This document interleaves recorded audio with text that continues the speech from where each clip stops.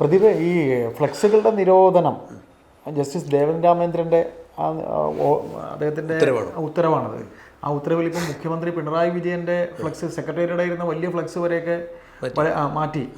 അപ്പോൾ ആ പറയുന്ന അദ്ദേഹത്തിൻ്റെ ഉത്തരവ് ഇങ്ങനെ ഫ്ലെക്സുകളാണല്ലോ ഇപ്പോൾ നേതാക്കന്മാരൊക്കെ ജീവിക്കുന്നത്. അപ്പോൾ അതിനെതിരെ സർക്കാർ ചില കാര്യങ്ങളൊക്കെ ചില പദ്ധതികൾ ഈ ഉത്തരവ് വെച്ചുകൊണ്ട് ചില ക്രൂക്കട്ട് പരിപാടികൾ, അതായത് തിരിച്ചടിക്കുന്ന രീതിയിൽ ചില കാര്യങ്ങൾ ചെയ്യുന്നു എന്നൊക്കെ പ്രദീപ് എനിക്ക് അതിനെ സംബന്ധിച്ചൊരു വീഡിയോ ഒക്കെ കാണിച്ചു തന്നു, ഒരു പോലീസ് ഓഫീസറുടെ. അല്ല, അത് ശരിക്കും പറഞ്ഞാൽ പിണറായി വിജയൻ എന്ന രാഷ്ട്രീയക്കാരൻ്റെ ഒരു കുരുട്ടുബുദ്ധി തന്നെയാണ്. തീർച്ചയായിട്ടും അയ്യപ്പദാസ് പറഞ്ഞ പോലെ ഇപ്പോൾ രാഷ്ട്രീയക്കാർക്ക് ജീവിക്കുന്ന ജനങ്ങളുടെ ഹൃദയത്തിലല്ല, ഫ്ലക്സുകളിലാണ്. പണ്ട് ശ്രീനിവാസനൊരു സിനിമയിൽ പറഞ്ഞ പോലെ എൻ്റെ തല എൻ്റെ തല എൻ്റെ തല, സരോജ് കുമാർ പറഞ്ഞ പോലെ എൻ്റെ ഫ്ലക്സ് തല. അപ്പോൾ എവിടെ ചെന്നാലും എൻ്റെ തല മാത്രം എന്ന രീതിയിലായി കാര്യങ്ങൾ മാറിയിരിക്കുക. എവിടെ നമുക്ക് പുറത്തേക്ക് ഇറങ്ങാൻ പറ്റണില്ല. ഇത് ഇത്രത്തോളം കർശനമാകാൻ കാരണം നേരത്തെ ഉണ്ടായിരുന്ന ഒരു ഉത്തരവാണ്. പക്ഷേ കൊല്ലത്ത് ഒരു കോടതി സമുച്ചയത്തിൻ്റെ ഉദ്ഘാടനത്തിന് ജസ്റ്റിസ് ദേവൻ രാമേന്ദ്രൻ ചെല്ലണം. അദ്ദേഹം അവിടെ ഗസ്റ്റ് ഹൗസിൽ താമസിക്കുമ്പോൾ അദ്ദേഹത്തിന് കണ്ണെത്തുന്ന എല്ലാ സ്ഥലം വരെ ഫ്ലക്സാണ്, ഫ്ലക്സും കൊടിതോരണങ്ങളും. അത് എല്ലാ പാർട്ടിക്കാരുടെയും അതുപോലെ മതസംഘടനകളുടെ ഒന്നും കാണാൻ പറ്റില്ല. വഴി അദ്ദേഹത്തിന് മുമ്പിൽ തന്നെ പല കേസുകളും വന്നിരുന്നു. വഴിയിൽ ഇത് സ്കൂട്ടർ യാത്രക്കാരൊക്കെ ഈ ഫ്ലക്സ് കെട്ടിയാണ് ചരടിയിൽ നിന്നും വഴി ടേൺ ചെയ്ത് വരുമ്പോൾ റോഡുകൾ കാണാൻ പറ്റാണ്ട് വരുമ്പോൾ ഇത് ഒരുപാട് വലിയ പ്രശ്നങ്ങൾ മനുഷ്യ ജീവിതത്തിന് തടസ്സമായി നിൽക്കണം. അപ്പോൾ സാധാരണക്കാരൻ്റെ ജീവന് ഭീഷണിയായിട്ട് ഉയർന്നു വന്നിരിക്കുന്ന ഇത്തരം ഈ ശബ്ദ കോലാഹലങ്ങൾ അല്ല, ഈ പ്രചരണ കോലാഹലങ്ങൾ സഹിക്കാൻ പറ്റില്ല. അതുകൊണ്ട് അദ്ദേഹം അവിടെ ചെയ്ത കാര്യം എന്ന് പറഞ്ഞാൽ അവിടുത്തെ തദ്ദേശ സ്വയംഭരണ സ്ഥാപനത്തിലെ സെക്രട്ടറിയെ വിളിച്ചു വരുത്തിയിട്ട് പറഞ്ഞ് ഇത് നീക്കം ചെയ്യണം. അപ്പോൾ സാധാരണഗതിയിൽ ജസ്റ്റിസ് വിളിക്കുമ്പോൾ ചെല്ലാതിരിക്കാൻ പറ്റില്ല, പ്രോട്ടോകോൾ അനുസരിച്ച് എന്തെങ്കിലും പണിയാണ്. ഉത്തരവുണ്ടല്ലോ കോടതിയുടെ. അപ്പോൾ അദ്ദേഹം പറഞ്ഞു എനിക്ക് 24 മണിക്കൂർ സമയം തന്നെ പറ്റില്ല, 2 മണിക്കൂറിനുള്ളിൽ ഈ സിറ്റി ക്ലീൻ ആയിരിക്കണം എന്ന് പറഞ്ഞു. ഉത്തരവാണെന്ന് പറഞ്ഞു. അല്ല എന്നുണ്ടെങ്കിൽ ചെയ്യാൻ പോണ കാര്യം ഇത് ആരെങ്കിലും വെച്ച് നീക്കം ചെയ്യാൻ അവർക്ക് എത്ര രൂപ കൊടുക്കണോ ആ പണം നിങ്ങളുടെ കയ്യിൽ നിന്ന് ഈടാക്കും. തന്നെയല്ല, ഇതിൽ കൃത്യവിലോപം കാണിച്ചതിൻ്റെ പേരിൽ നിങ്ങൾക്കെതിരെ നിയമ നടപടി ഉണ്ടാകും. ഉദ്യോഗസ്ഥൻ പെട്ടു. ഉടനടി അദ്ദേഹത്തിന് ഓർഡർ കൊടുക്കേണ്ടി വന്നു. അദ്ദേഹം മുകളിലുള്ള ആളുകളൊക്കെ വിളിച്ചപ്പോൾ ജസ്റ്റിസാണ് ഉത്തരവുണ്ട്, ക്ലീൻ 2 മണിക്കൂറിനുള്ളിൽ. ഒരു ജഡ്ജി വിചാരിച്ച് കഴിഞ്ഞിട്ടുണ്ടെങ്കിൽ സാധാരണക്കാരൻ്റെ ജീവിതത്തിൽ ഇത്തരം ചില മാറ്റങ്ങൾ ഉണ്ടാകാൻ പറ്റും, നിയമം നടപ്പാക്കാൻ പറ്റുമെന്ന് തെളിഞ്ഞൊരു സന്ദർഭമാണത്. അവിടെ മാത്രമല്ല, കേരളത്തിലെമ്പാടും. പക്ഷേ ഇന്നിപ്പോൾ ജില്ലാ സമ്മേളനം പറഞ്ഞേക്കുക. അതെ, പക്ഷേ ഈ അങ്ങോട്ട് വരാം. ശബരിമല സീസണിൽ പല അമ്പലങ്ങളിലും പ്രസാദ ഊട്ടൊക്കെ ഉണ്ട്. അത് പലരും അവിടുത്തെ ആളുകൾക്ക് തന്നെ സ്പോൺസർ ചെയ്തേക്കുന്ന പരിപാടിയാണ്. അപ്പം നമ്മൾ ഈ തുറവൂര് തന്നെ അമ്പലത്തിൽ അവിടെ ക്ഷേത്രത്തേക്കാൾ വലിയ ഫ്ലക്സ് ആയിരുന്നു പിണറായി വിജയൻ്റെ തലയൊക്കെ വെച്ചിട്ട് അയ്യപ്പന്മാർക്ക് അന്നദാനം ഏർപ്പാടാക്കിയ മുഖ്യമന്ത്രി പിണറായി വിജയന് അഭിവാദ്യം അർപ്പിച്ചുകൊണ്ട് അവിടുത്തെ ഏരിയ സെക്രട്ടറി അവരുടെ പടമൊക്കെ ഉണ്ട്. അല്ല, അത് നമ്മളെ സംബന്ധിച്ചിടത്തോളം അവർ ചെയ്യുന്ന കാര്യങ്ങൾ അവർ ഫ്ലക്സ് അടിച്ച് വയ്ക്കണമെന്ന് പ്രശ്നമില്ല. പക്ഷേ അവിടെ ഈ കോടതി പറഞ്ഞത് എന്താ വെച്ച് കഴിഞ്ഞാൽ, അന്ന് അത് ജസ്റ്റിസ് ദേവൻ രാമേന്ദ്രല്ലേ, വേറെ കോടതിയിലാവട്ടെ, അവർ പറഞ്ഞ് അമ്പലത്തിലെ ആളുകൾ ക്ഷേത്രത്തിൽ ചേർന്ന് ദേവനെ കാണാനാണ്, രാഷ്ട്രീയക്കാരുടെ ഫ്ലക്സ് കാണാനല്ല, പിണറായി വിജയൻ്റെ തല കാണാൻ അല്ല എന്ന് പറഞ്ഞ് അവിടെ നിന്ന് അഴിച്ചു മാറ്റിച്ചു. ഈ ഒരു കലിപ്പ് പിണറായി വിജയന് നല്ലോണം ഉണ്ട്. അതായത് പിണറായി വിജയൻ എന്ന CPM-കാരൻ്റെ മാത്രമല്ല, മറ്റ് രാഷ്ട്രീയ പാർട്ടികളുടെ മതസംഘടനകളുടെ എല്ലാ ഫ്ലക്സ് ഒന്നും വേണ്ട, എല്ലാം മാറ്റിച്ചു. ഇപ്പോൾ CPM-ൻ്റെ സംസ്ഥാന സമ്മേളനം അല്ലെങ്കിൽ സമ്മേളനങ്ങൾ നടക്കുന്ന സമയം എല്ലാ സ്ഥലത്തും എവിടെയും സമ്മേളനങ്ങൾ നടക്കുകയാണ്. ഈ സമ്മേളനങ്ങൾക്ക് അതിൻ്റെ പ്രചരണോപാധി ഇത് തന്നെയാണല്ലോ. അപ്പോൾ ഈ കാലഘട്ടത്തിൽ ഇങ്ങനെ ഒരു സംഭവം വന്നത് പിണറായി വിജയന് വലിയൊരു അടിയായി. എങ്കിലും ഇപ്പോൾ അയ്യപ്പദാസ് പറഞ്ഞാൽ ഒളിഞ്ഞും തെളിഞ്ഞും പല സ്ഥലത്തും ഒരുപാട് വെച്ചിട്ടുണ്ട്. എങ്കിലും പഴയ പോലെ അത് വഴിയാത്രക്കാർക്ക് തടസ്സം ഉണ്ടാവുന്ന രീതിയിൽ അത് അല്ല എന്നുള്ളതും അവർ വഴിയിൽ കൊണ്ടുവന്ന് കെട്ടിയത് അറിയാലോ. തിരുവനന്തപുരത്ത് വഞ്ചൂർ കോടതിക്ക് അല്ല, അത് സ്റ്റേജ് കുറുകെ സ്റ്റേജ് കെട്ടി ഗതാഗതം പാടെ തടസ്സപ്പെട്ടിട്ടുണ്ട്. അവിടെ കോടതി സമുച്ചയമുണ്ട്, ആശുപത്രിയുണ്ട്, ഇല്ലേ, ഒരുപാട് സ്കൂളുണ്ട്, സാധാരണക്കാരന് ആവശ്യമായ എല്ലാ സ്ഥാപനങ്ങളും എല്ലാം പോകേണ്ട വഴിയാണ്. അത് അറിയാലോ. അപ്പം ഇത്തരത്തിലുള്ള കാര്യങ്ങളൊക്കെ നടക്കുമ്പോൾ തീർത്തും കോടതി ഇടപെടേണ്ടത് തന്നെയാണ്. ഇതുപോലെ ആർജവമുള്ള ന്യായാധിപന്മാർ ഇടപെട്ട് കഴിഞ്ഞാൽ നിയമമായിട്ട് നടപ്പാക്കപ്പെടും. ഇവിടെ അതിന് വേറൊരു വിഷയം എന്താണെന്ന് വെച്ചാൽ, പിണറായി വിജയൻ എന്ന രാഷ്ട്രീയക്കാരൻ അവിടെ പ്രയോഗിച്ച ഒരു കലിപ്പ് തന്ത്രം എന്ന് വെച്ചാൽ, ഇന്നലെ കൊല്ലത്തെ ഒരു SHOൻ്റെ ആണെന്ന് തോന്നണേ ഒരു ശബ്ദ സന്ദേശം അദ്ദേഹം അതിൽ പറയുന്നത് രാത്രി 10 മണിക്ക് ശേഷം ഇപ്പോൾ ഉത്സവ സീസണാണ്.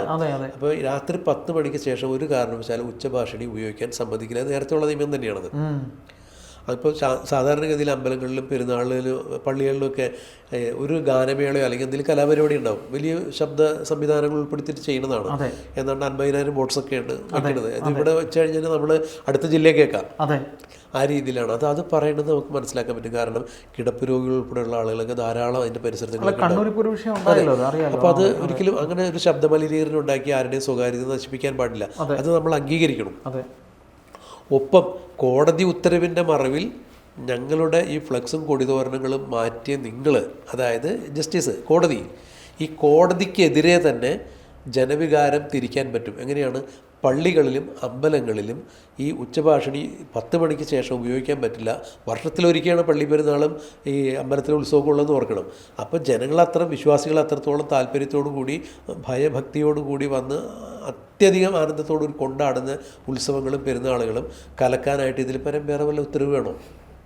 10 മണിക്ക് ശേഷം മൈക്ക് വയ്ക്കാൻ പറ്റില്ല എന്ന് പറയുമ്പോൾ അല്ല. അപ്പോൾ സാധാരണഗതിയിൽ എന്താണ് ഈ ക്ഷേത്രങ്ങളിലും പള്ളികളിലൊക്കെ പ്രദക്ഷിണം പോലുള്ള ചടങ്ങ് അല്ലെങ്കിൽ അല്ല ആരാധനാക്രമങ്ങളൊക്കെ കഴിഞ്ഞ് വരുമ്പോൾ പിന്നെ ഈ കലാപരിപാടിക്ക് കിട്ടുന്ന സമയം താല എഴുന്നള്ളിപ്പൊക്കെ കഴിഞ്ഞിട്ടായിരിക്കും മിക്കവാറും ഈ ഗാനമേള.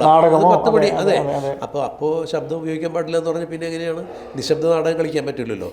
അപ്പോൾ ഈ ജനവികാരം എതിരാവും. കോടതിക്കെതിരെ ജനങ്ങൾ ഇതിന് പ്രശ്നം ഉണ്ടാക്കുമെന്ന് പറയുമ്പോൾ കോടതി ഇപ്പോൾ ഇട്ടിരിക്കുന്ന ഉത്തരവുകൾ തിരുത്തി ഉത്തരവിടാൻ ബാധ്യസ്ഥരാവും എന്ന് വിചാരിച്ചുകൊണ്ട് കോടതിയുടെ ഉത്തരവ് തന്നെ കോടതിക്കെതിരെ പ്രയോഗിക്കുന്ന ഒരു തന്ത്രമാണ് ഇവിടെ പയറ്റിയിരിക്കുന്നത്. അങ്ങനെ ആ ഒരു തന്ത്രം പ്രായോഗികമാക്കുന്ന രീതിയിൽ തന്നെയാണ് ഇന്നലെ കൊല്ലത്തു നിന്നാണ് എന്നെൻ്റെ ഓർമ്മ SHOൻ്റെ ഒരു ശബ്ദ സന്ദേശം.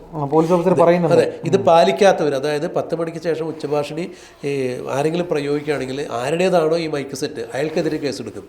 ഇത് പ്രവർത്തിപ്പിക്കുന്ന ക്ഷേത്ര കമ്മിറ്റി ഭാരവാഹികൾ ആരാണോ അവർക്കെതിരെ കേസെടുക്കും. ഇതിനെ പ്രോത്സാഹിപ്പിക്കുന്നവരാരാണോ, അതായത് ഉത്സവം കാണാനും വലിയ പെരുന്നാളൊക്കെ കാണാൻ ചെല്ലുന്നവരാരാണോ അവർക്കെതിരെ കേസെടുക്കും എന്നൊക്കെ പറയുമ്പോൾ ജനവികാരം എതിരാണ്. അതെ അവരെ നമ്മളത് കുറ്റം ചെയ്യാൻ പ്രേരിപ്പിക്കുകയാണല്ലോ.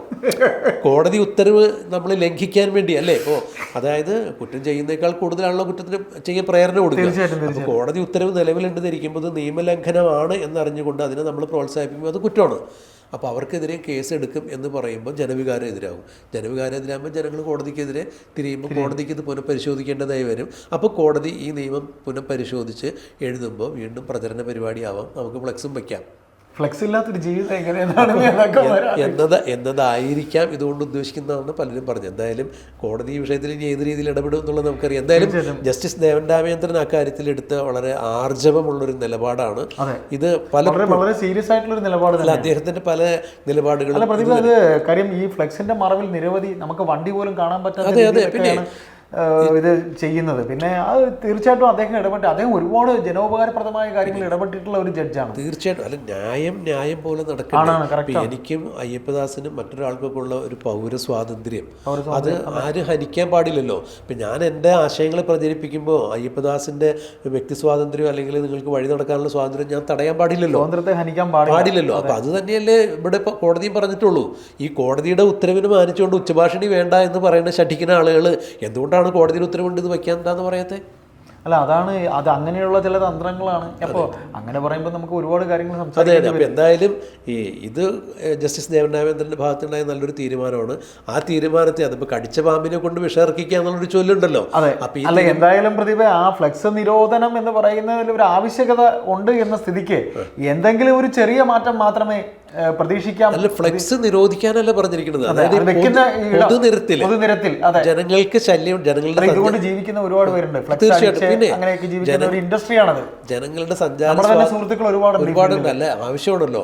ജനങ്ങളുടെ സഞ്ചാര സ്വാതന്ത്ര്യത്തെ ഹനിക്കുന്ന രീതിയിൽ പാടില്ല. പിന്നെ ഫ്ലെക്സ് പറയുമ്പോൾ അത് എന്താണ് നമ്മളുടെ പരിസ്ഥിതി മലിനീകരണമൊക്കെ ആയിട്ട് ബന്ധപ്പെട്ട കാര്യങ്ങളാണ്. അതെ, അപ്പോൾ അതുകൊണ്ട് അതിനെയും പ്രോത്സാഹിപ്പിക്കാനായിട്ട് പറ്റില്ല. എങ്കിലും ഈ പറഞ്ഞ പോലെ ഇത് വയ്ക്കണ്ട എന്ന് പറഞ്ഞിട്ടില്ല. പൊതുനിരത്തുകളിൽ ജനങ്ങളുടെ സഞ്ചാര സ്വാതന്ത്ര്യത്തിന് വിഘാതമായിട്ട് അവരുടെ കാഴ്ച മറയ്ക്കുന്ന രീതിയിൽ അവരുടെ ജീവന് അപകടം ഉണ്ടാകുന്ന രീതിയിൽ വയ്ക്കാൻ പാടില്ല എന്നേ പറഞ്ഞിട്ടുള്ളൂ. ഏതെങ്കിലും പൊതുനിരത്തിൻ്റെ അടുത്തുള്ള വലിയ പറമ്പുകളിലൊക്കെ അവർ അനുമതി ചോദിച്ചിട്ട് വയ്ക്കണമെന്ന് വെച്ചോട്ടെ, സമ്മേളനം നടക്കുന്നിടത്തൊക്കെ നിങ്ങൾ പറഞ്ഞിട്ടില്ല. അപ്പോൾ അത് വേണ്ടാന്ന് പറഞ്ഞിട്ടില്ല. എന്തായാലും ഈ വിഷയത്തിൽ ഇനി കോടതിയുടെ ഭാഗത്ത് നിന്ന് എന്താണ് ഉത്തരവ്, എന്തായാലും യുക്തമായ ഒരു തീരുമാനം എടുക്കും എന്ന് തന്നെ നമുക്ക് കരുതാം അല്ലേ? എന്തായാലും SHOയുടെ ആ സംസാരം നമുക്കത് ശരിക്കും ഒന്ന് ഇതിൻ്റെ അവസാനം ജനങ്ങളെ നമുക്കത് കേൾപ്പിക്കാം. ഓക്കെ, ശരി. എഴുവണ SH ആണ്. എൻ്റെ പേര് സുധീഷ് കുമാർ എന്നാണ്. ഗ്രൂപ്പിൽ വന്നതിൽ പ്രധാനപ്പെട്ട കാര്യം പറയാനാണ്. ഒരു മീറ്റിംഗ് വിളിച്ചു കൂട്ടി നമുക്കെല്ലാവർക്കും ഒരുമിച്ചത് കണ്ട് ഡിസ്കസ് ചെയ്യേണ്ട ഒരു കാര്യമാണ്. ഈ വർഷം പൊതുവെ ഉത്സവങ്ങൾ വരികയാണ്. ഉത്സവങ്ങൾ തുടങ്ങിക്കഴിഞ്ഞാൽ കണ്ടിന്യൂസായി എഴുവൺ ലിമിറ്റിൽ ധാരാളം ഉത്സവങ്ങളുള്ള സമയമാണ്. അപ്പോൾ ജില്ലാതലത്തിൽ പോലീസിൻ്റെയും സംസ്ഥാന തലത്തിൽ പോലീസിൻ്റെയും ഒക്കെ ഈ വർഷമുള്ള കർശനമായ നിർദ്ദേശങ്ങളോടുകൂടിയാണ് ഈ വർഷം ഉത്സവങ്ങൾ നടത്തപ്പെടേണ്ടത്. ഉത്സവങ്ങളുടെ പ്രോഗ്രാമുകളൊന്നും തന്നെ ഞങ്ങൾ ഇടപെടാൻ തയ്യാറല്ല. പക്ഷേ പ്രോഗ്രാമുകളുടെ സമയക്രമം, മൈക്ക്, ഉച്ചഭാഷിണികൾ ഉപയോഗിക്കുന്നതിൻ്റെ സമയക്രമം തുടങ്ങിയവയൊക്കെ വളരെ കർശനമായിട്ട് കോടതികൾ നിരീക്ഷിക്കുന്ന ഒരു കാലഘട്ടമാണ്. എസ്പെഷ്യലി ഹൈക്കോടതി. രാത്രി 10 മണിക്ക് ശേഷം യാതൊരു കാരണവശാലും ഉച്ചഭാഷിണികൾ ഉപയോഗിക്കാനായിട്ട് പാടുള്ളതല്ല. അതുകൊണ്ട് തന്നെ എല്ലാ പ്രോഗ്രാമുകളും രാത്രി 10 മണിക്ക് മുമ്പൊക്കെ ഇതൊരു വാക്കാൽ പറഞ്ഞ് എങ്ങനെയെങ്കിലുമൊക്കെ നടന്ന് അവസാനം 12 മണി 1 മണിക്കൊക്കെ ഒന്ന് പോലീസ് പറഞ്ഞ് നിർത്തിവെപ്പിക്കേണ്ട സാഹചര്യം ഉണ്ടാവുകയും പോലീസുമായി പല സ്ഥലങ്ങളിൽ സംഘർഷം ഉണ്ടാവുകയൊക്കെ ചെയ്ത സന്ദർഭങ്ങൾ ഉണ്ടായിട്ടുണ്ട്. അത് ഒഴിവാക്കാൻ വേണ്ടിയാണ് ഇത്തവണ മുൻകൂട്ടി ഇത് പറയുന്നത്. യാതൊരു കാരണവശാലും 10 മണിക്ക് ശേഷം പ്രോഗ്രാമുകൾ അനുവദനീയമല്ല. നിങ്ങളുടെ സമയം നിങ്ങൾ ക്രമീകരിച്ച് അവരെടുത്ത് പറഞ്ഞ് പ്രോഗ്രാമുകൾ 10 മണിക്ക് മുമ്പ് തന്നെ അവസാനിപ്പിക്കാനും പോലീസിനോട് സഹകരിക്കുകയും ചെയ്യേണ്ടത് വളരെ അത്യാവശ്യമാണ്. ഇത് യഥാസമയം പാലിക്കപ്പെട്ടില്ല എങ്കിൽ പോലീസിൻ്റെ കർശനമായ നടപടികളുണ്ടാവും. ക്ഷേത്ര കമ്മിറ്റിക്കെതിരെ കേസുണ്ടാവും. മൈക്ക് സാങ്ഷൻ കൊടുത്ത ആൾക്കാർ, ഏത് മൈക്ക് ലൈറ്റ് ആൻഡ് സൗണ്ട്സ് ആണോ അവർക്കെതിരെ നടപടിക്രമങ്ങളുണ്ടാവും. അതിലൊന്നും യാതൊരു വിട്ടുവീഴ്ച ഉണ്ടാവത്തില്ല. DYSP അതിൽ പ്രത്യേകമായിട്ട് ശ്രദ്ധ ചെലുത്തുന്നുണ്ട്. അദ്ദേഹത്തിന് റിപ്പോർട്ട് കൊടുക്കാൻ വേണ്ടി പറയുന്നുണ്ട്. അതുമായി ബന്ധപ്പെട്ട് കോടതിയിൽ നിങ്ങൾ കേസുണ്ടാവും.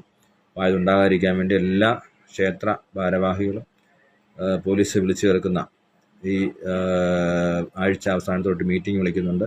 ആ മീറ്റിങ്ങിൽ പങ്കെടുക്കുകയും യഥാസമയം കൃത്യമായി തന്നെ ഈ പ്രോഗ്രാമുള്ള സമയക്ലിപ്തത പാലിക്കുകയും വേണം.